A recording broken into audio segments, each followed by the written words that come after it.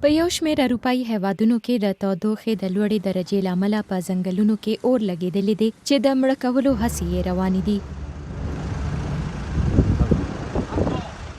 د یونان په روډز جزیره کې د اور وژنې د کوششونو ترڅنګ په سلګونو سیلانیان او په زرګونو ځایي اوسیدونکي خوندي ځایونو ته ویستل شوي دي.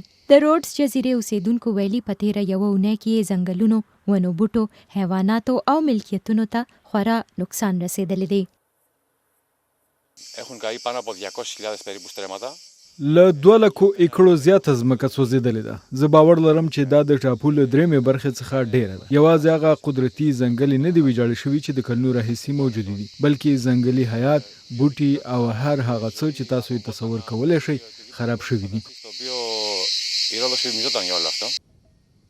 د یونان په ځینو برخو او د میډیټرینین په نورو هیوادونو کې د تودوخې درجه په پرله پسې توګه د لوړېدو چپې له امله اورونه د شورو له ورځې راهیسې زیات شول.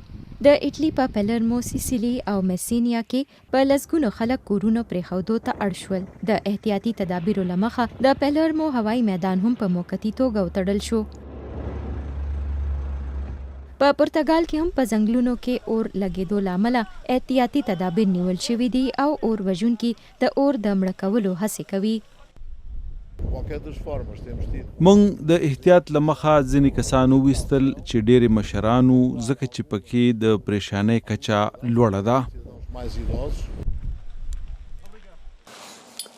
د کرویشیا په دوبروونیک کې اور وژونکي وایي سختې سیلۍ ورته مشکل پیدا کړی دی. ځایي انتظامیه وایي هلته اور ځینو رهایشي سیمو ته نږدې شوی و، خو د اور وژونکو په هڅو کنټرول شو.